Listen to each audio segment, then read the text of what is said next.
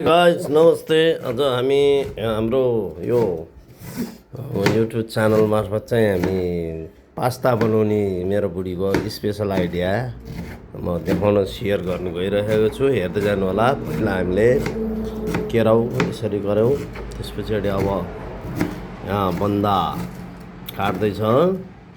यो चाहिँ स्पेसल्ली हाम्रो घराइसी ऊ है। फेरि यो स्पेसल यस्तै बनाउनु पर्छ भन्ने छैन, तपाईँहरू आफ्नो आफ्नो हिसाबले बनाउनु होला। पास्तालाई हामीले अर्को पनि एड गऱ्यौँ। यहाँ अब टमाटर र प्याज गाजर पनि छ। विदेशमा चाहिँ हाम्रो एभ्री फ्राइडे हामी यस्तो बनाएर खान्थ्यौँ, तर उहाँ बनाएको तरिका र यहाँ बनाएको तरिका अलिक फरक छ। हामीले पास्ताको लागि चाहिँ पास्तालाई बोइल गर्नुको लागि भनेर चाहिँ हामीले यहाँ पानी उसालेका छौँ, हेर्न सक्नुहुन्छ।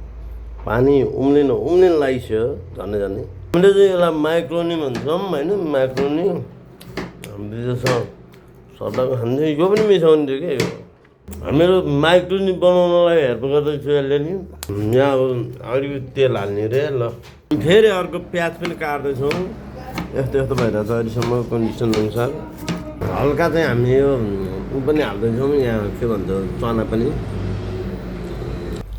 हल्का नुन हालेर। साथीहरू मेरो छतमा हेर्न सक्नुहुन्छ तपाईँहरूले, यहाँ काँक्रो पाउनुहुन्छ। फुलिरहेको अवस्था छ फुलबारी छतको। अहिले अब नयाँ घर नबनाइन्जेलसम्म पुरानै घरमा प्रोटिन छ, हेर्न सक्नुहुन्छ। फुलै फुल खुर्सानी छ यहाँ, घिउकुमारी, एलोभेरा त्यस्तै गरेर यहाँ मेरो बाइक हेरिरहेछ, छोरीको स्कुटी। त्यसै गरेर यतापट्टि सिमी यो मस्त मिठो हुन्छ साथीहरू। हो लिची लटरम्मै भइरहेको अवस्था छ। त्यस्तै गरी एभोकाडो, त्यस्तै गरी आँप हाइट। माइक्रोनीको लागि चाहिँ यो ग्रेभी बनाउँदै हो। पहिला हामी ग्रेभीतिर लाग्नेछौँ। एसी दिनुपर्ने मान्छे यो माइक्रोनी बनाएको रेसिपी हेर्नलाई भनेर मम्मीलाई यहाँ गरेर बसिरहेको छ। माइक्रोनी यस्तो गिलो भएपछि अनि हामीले चाहिँ यसलाई चाहिँ उसको लागि चाहिँ रेडी भयो। अब यसलाई निकालिदिन्छौँ है त। यो ग्रेभीको लागि राख्दैछु यहाँ, हेर्न सक्नुहुन्छ। कडा माइक्रो ग्रेभीको लागि अब हामीले तेल हाल्ने क्रम जारी छ। र हेर्न सक्नुहुन्छ दर्शकवृन्द, हाम्रो बुढीले तोरीको तेल कसरी हालिरहेको छ। मुसुक्क हाँसी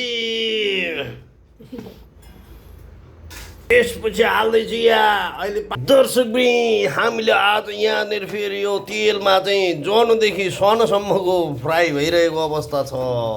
हाम्रो यो माइक्रोनी पास्ता, नेपाली पास्ता कसरी बनाउँछ त नेपाली पास्ता। हेरौँ है, हेरौँ। कुकम्यान साहब मुसुक्क हाँसिदिनु पर्यो हो।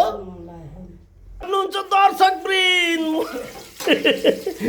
मुखै पोल्ने पिरो खुर्सानी फ्राई भइरहेको छ। त्यसमाथि हाम्रो बेसार हालिँदैछ। अब ल हेर्न सक्नुहुन्छ दर्शकवृन्द, यो ऋषि धमलाको कार्यक्रम भन्दा पनि हाम्रो कार्यक्रम पो कडा होला जस्तो छ। हेर्न सक्नुहुन्छ दर्शकवृन्द, प्याज खोल्ने कार्यक्रम छ। ल हेर्नुहोस् दर्शकवृन्द, अब चना पनि टाटा। ल केराउ पनि आयो। सबै चोक हालेर लाइक तरकारी राख्दियो नि हो नि दर्शकवृन्द। हेर्नुहोस्। ल नुन नमक डाल दिया। अब पुरा मसला यो म्याक्रोनी मसला हो दर्शकवृन्द। टमाटर हालिदिँदैछौँ बाबा। सर्लक्क ठ्याक्कै 7 मिनटको लागि हामी चाहिँ लो फ्लेममा चाहिँ हामीले सानो बनाएर चाहिँ अब 7 मिनट घडी हेरेर हामीले यसलाई पाक्न दिन्छौँ। त्यसपछि फेरि हेर्नु होला। ल दर्शक हामी फेरि 3 मिनट पछाडि यसो हेरेर चाहिँ खोड्दै कार्यक्रम भइरहेछ।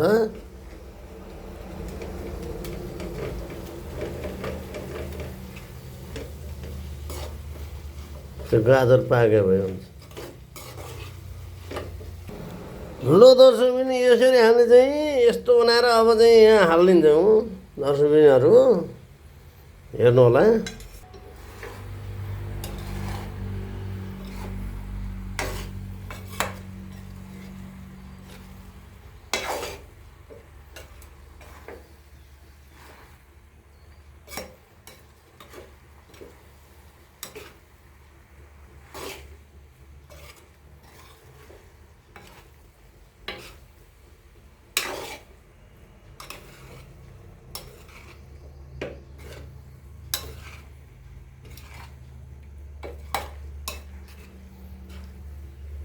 ल दर्शकबिन अब हामी यसलाई फेरि एकदिन छोपेर राखिदिन्छौँ।